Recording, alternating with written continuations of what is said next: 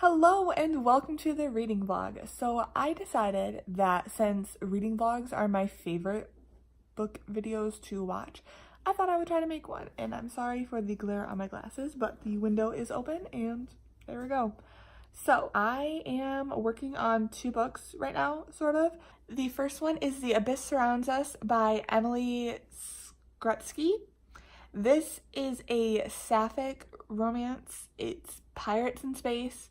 I believe enemies to lovers. I'm only about 2 chapters in, so I'm not too sure about much more besides that. From what I can gather, there's these creatures, sort of like monsters called Reckoners. Our main character, Cassandra, can control these Reckoners. So it seems like she's going to be kidnapped by some of these pirates who then want her to like train their Reckoner. But I'm only like 19 pages in.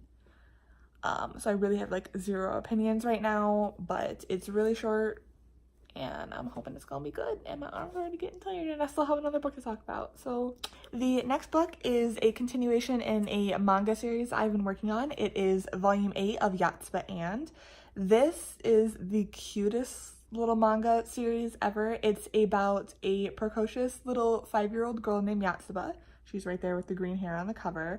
She's really, really weird and adorable, and it's just sort of like a slice of life, day-to-day adventures with Yotsuba and her neighbors and her dad, and it's really, really cute. I've been just kind of like going through the entire series so far, and I'm on volume 8 now. I have no idea what's gonna happen in this one, but I can't wait to find out. These are really quick reads. I can read it in like half an hour. It's really fun. So yeah, that's what I'm working on right now, and we'll see how far I get in this vlog.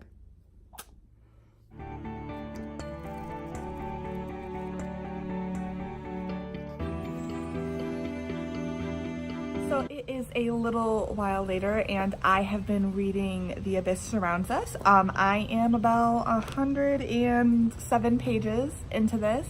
It's okay. I'm really not the biggest pirate person, and this is definitely, while it is sci-fi, it is very much more pirate sci-fi, and it's not pirates in space like I thought. They have been very much on Earth. It's just sci-fi pirates.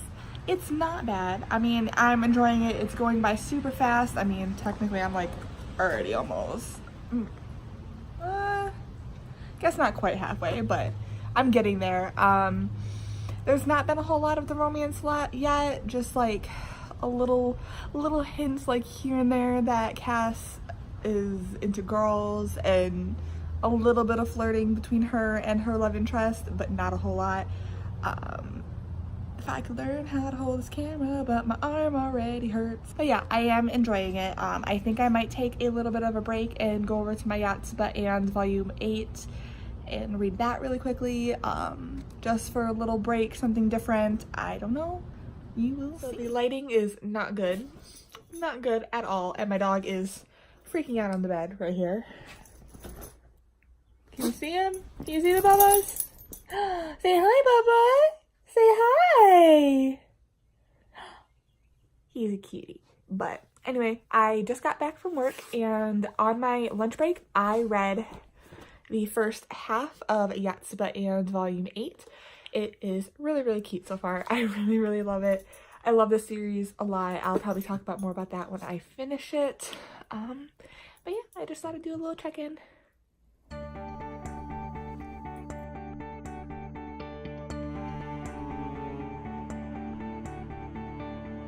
I would do a quick reading update. I have not updated at all today. Last night I did finish Yotsuba and volume 8, which I cannot show you because I already took it back to the library, but that's okay. I really, really enjoyed this volume. It was a lot of fun. I mean, I can't really say, well, I mean, it's not really spoilers because it's really like a slice of life. There's really no plot at all. It's just kind of like little episodic, mundane adventures that Yotsuba and her family go on. I thought this one was really, really cute. This series is really hard for me to rate, so I kind of go off of how cute and like charming and funny it is, and I really enjoyed this one. I loved every little chapter of it. I thought it was really cute. I'm using the word cute a lot, but that's how I feel about it. I gave it 5 stars. I really enjoyed it. I have read a little bit more of The Abyss Surrounds Us. I am at like 150, 153. I only have about 100 pages left of this. I kind of just want to finish it off today really badly so I can be done with it. But yeah, I am enjoying it for the most part. It's not super engaging. I'm hoping the second half is going to be a little bit more engaging than the first half was, but we'll find out. And yeah, that's kind of all I have for you right now.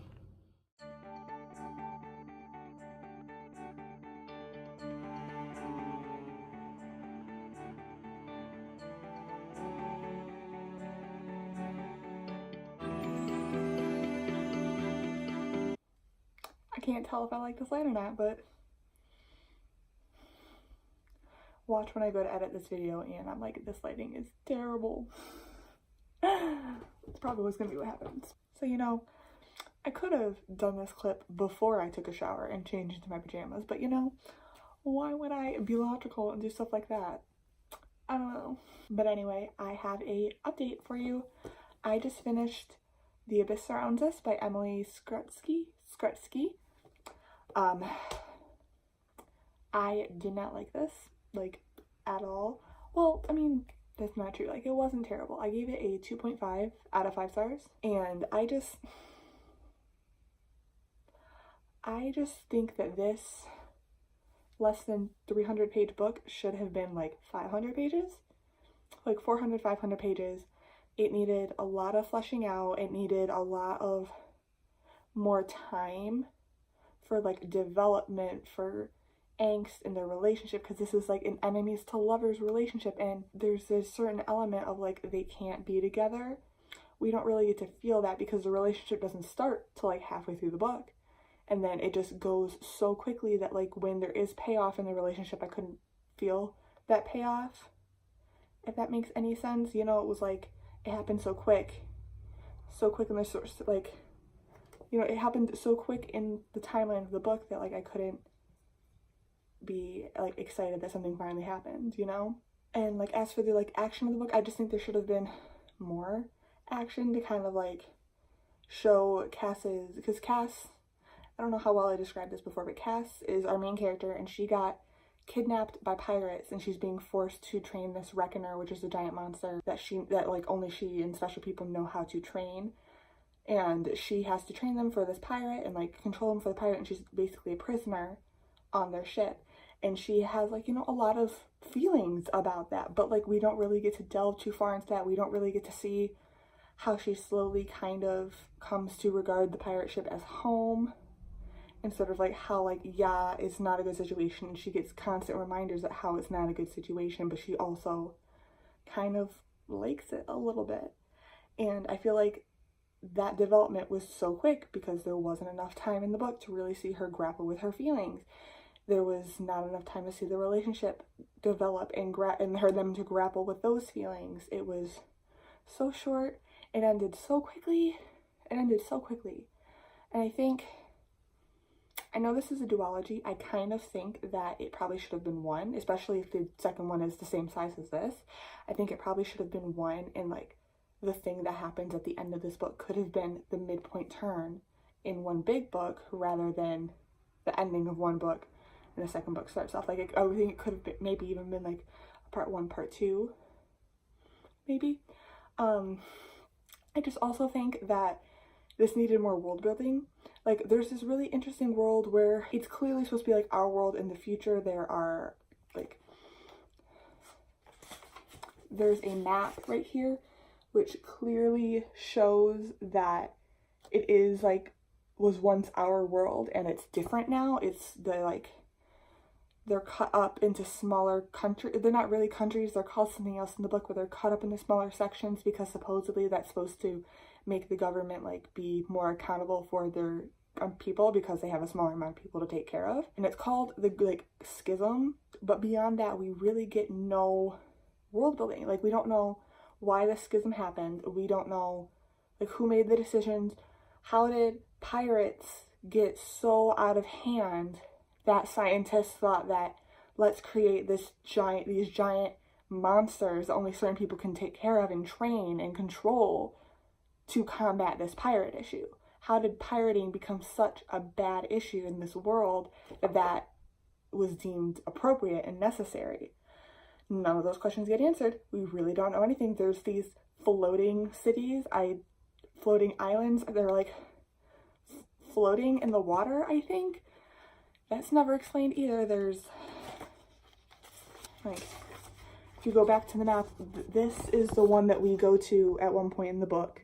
It's called Flotilla, and it doesn't look the same as other islands, so I think it is supposed to be like an island that just like floats on the sea. So like, how does that happen? How is it floating? I don't know.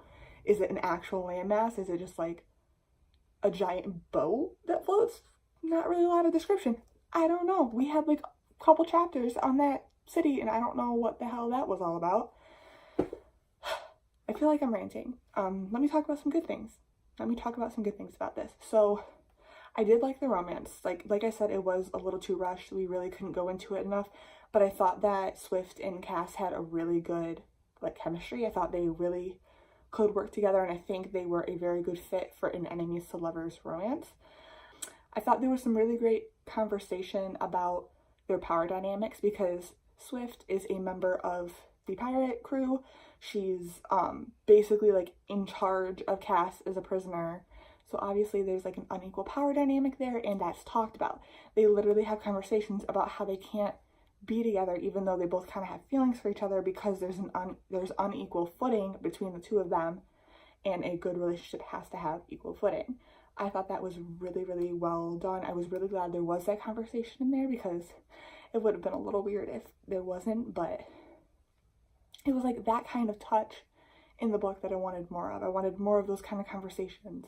I wanted more depth into that, and there really wasn't enough of that, but I really did like that a lot. That was like the shining thing. And also, I know I stated earlier on in this video that I don't like pirate books.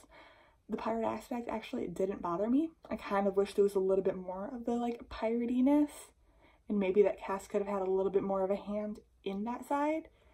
I mean, obviously I think that probably happens in book 2, and I don't intend to read book 2 because I didn't really like this one, but still. And now that I've gone on for that forever, I don't really know what I'm going to read next. I think I might read Fablehaven by Brandon Mull. As you can tell, this is a library copy.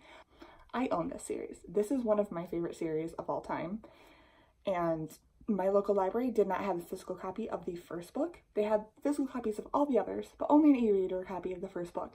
And I was like, this is a middle grade series. These kids are never going to get to read the series because they're never really going to be able to get their hands on the first copy. And like, how many like 12-year-olds have e-readers or use e-readers or use like their tablets and Nooks and whatever like as e-readers?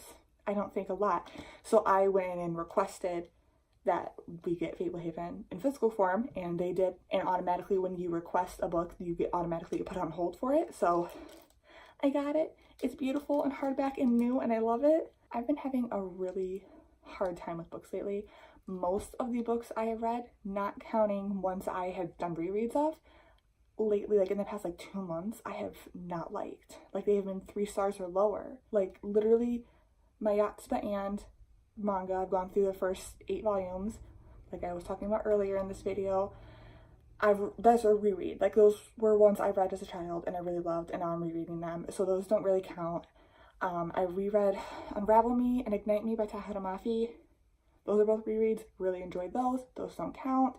But like, in the past 2 months, the only non-reread book that I've read that I've liked was Arusha and the Song of Death, which I just read. That was the last like regular book that I read before The Abyss Surrounds Us. But it's like, I'm getting to this point where I'm like, do I like reading anymore? Will I ever like a book again? Who knows? Because I've tried like 8 or 9 books now that I've just not liked. Like, maybe even more, it might be more like 10 if we're counting ones that I didn't read at all and so didn't put mark as like DNF or read on Goodreads. And it just really sucks. And I just want to read books and like them, and I'm really upset that that's not happening right now. So I kind of want to just reread one of my favorites to remind myself that like it is possible to like a book. As like weird as that sounds. But yeah, so my legs are like dying because I'm like sitting on my legs. So like folded underneath me right now so that you can like have a decent view of me. But like they're dying because I've been doing this for like 10 minutes. Okay, so Fablehaven is a middle grade fantasy series like I talked about. It is about two kids named Kendra and Seth who have to go stay with their grandparents for a couple weeks in the summer because their parents are going on a trip that they're not allowed to go on. And they soon discover that their grandparents actually run this secret magical wildlife preserve. So it's like a preserve for magical creatures, for like fairies, for demons, for witches, for trolls, for all of them. And they kind of discover that hijinks ensue. It's a really, really great 5-book series, and there's a spin-off series that's ongoing right now. I love it to pieces. I love it so much. So I might reread this and then continue on with the series and keep checking them out for my library to kind of like remind my library that people like them. You know, it's a way to support your authors besides buying their books more. It's something I'm gonna try, probably. Also, besides that, I'll probably pick up Yotsuba Ann number 9 soon. This is a really, really cute manga series. I obviously love it a lot if I'm on volume 9. It's like rated for all ages, so anyone can read it. It's really, really, really, really cute. It's also a really good like introductory to manga, so if that's not something you really like but you kind of want to try to get into it, this is a really cute one. It's a little bit of an older series, but I think like most libraries probably have it because it's like pretty popular as well. But besides that, I don't know what I'm gonna pick up next. I don't know if I'm gonna try my TBR. It's like behind you, so I'm kind of looking. I don't know if I'm gonna try picking something up from over there or just going to Fablehaven. I don't know. So it's the next day and I have just started Fablehaven by Brandon Mull. I am like 50 pages in, 47 pages in. Already loving it. This is, like I said before, one of my favorite series, so of course I love it. I have to go to work in a little bit. I'm probably gonna buy a couple little things for my mom for Mother's Day. I'm working like all day today, so I'll probably just read a little bit on my break and see how it goes. I think once I finish this, I'm probably going to call the end of this reading vlog, but we'll see. We'll see.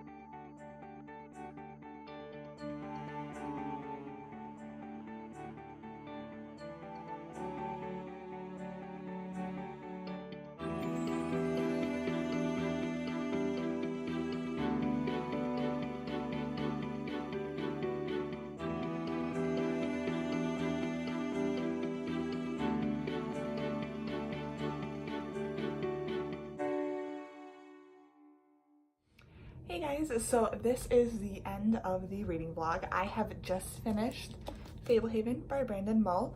This, of course, is a 5 out of 5. I've said before, I've read it multiple times. It's a 5 every time. This series is just so like homey to me. Like I know it's not the perfect series, and I know that maybe if I was reading it for the first time, it wouldn't be a 5 out of 5. I'm gonna put it down because the glare is bothering me, but I know if I hadn't read it before and this was the first time, it might not be quite a 5, but it's a 5 in my heart. It makes me feel really nice. It makes me feel comfy and at home, and it's full of nostalgia, and I love the characters, and I love knowing where the characters go and where the story goes. And I just really love it. I just really love it. I love all the foreshadowing that I can pick up along the way because I know what happens. I have so much fun. I'm gonna get to the second one soon, but yeah. So that is going to be the end of this reading vlog today. I really enjoyed doing this. I'm hoping it turns out well in editing because I kind of think I want to do more of these. Like I said at the beginning, reading vlogs are my favorite things to watch, so I'm hoping I might really love filming them too. Thank you so much for watching. I hope you enjoyed, and I'll see you next time.